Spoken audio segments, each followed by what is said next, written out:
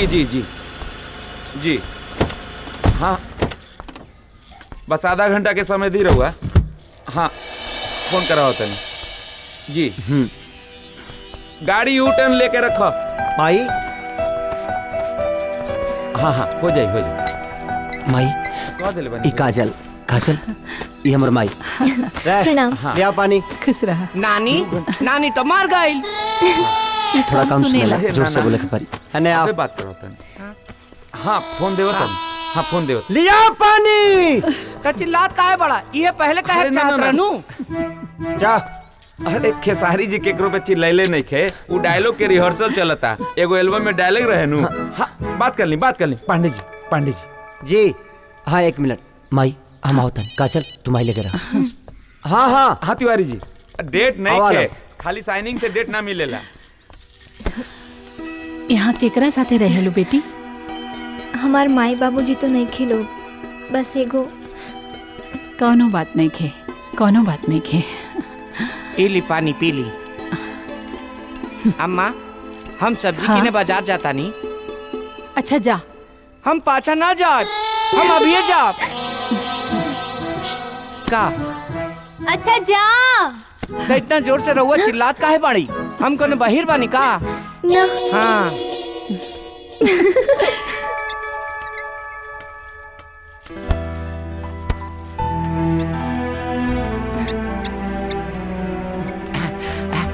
ई ली गर्मा गर्म रोटी खाई।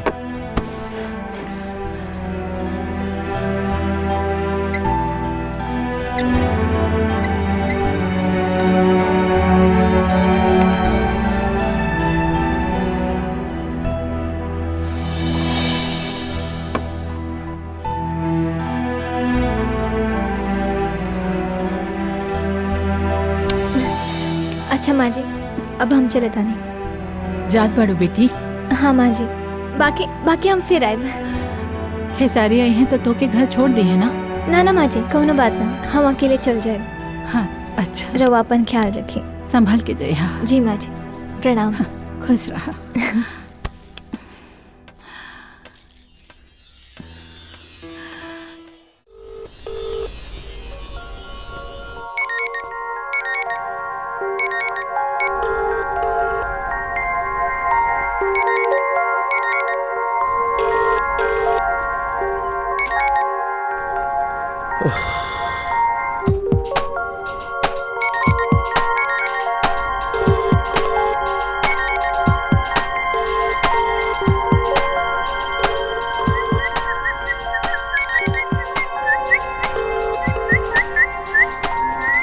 अरे 52 हाली फोन लगा लेनी, पता नहीं फोन काहे नहीं के उठावत। ओ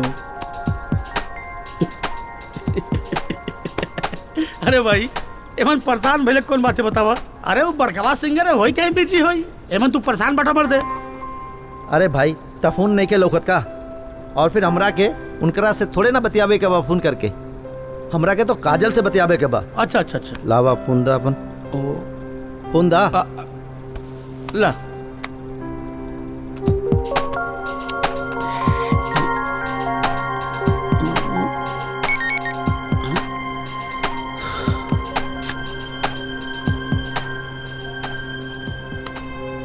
एगो बात कही, लगा था तू क्या काजल से प्यार हो गइल बा?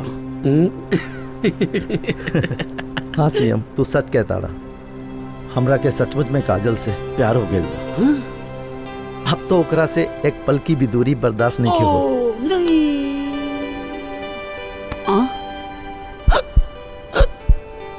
कंट्रोल मुन्ना भाई कंट्रोल, तो धड़कन कंट्रोल नहीं होता मुन्ना भाई, नहीं होता।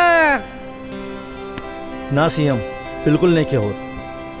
अब तो हम सोच ले हैं, अब हम कल ही मूसा भाई से मिलके अपन जमा कैल कुल पैसा लेके अपन नया घर संसार बसाए। और सबसे पहले तो ये फोन का झमेला ही खत्म करब। ना रही बांस ना बजी बांसुरी।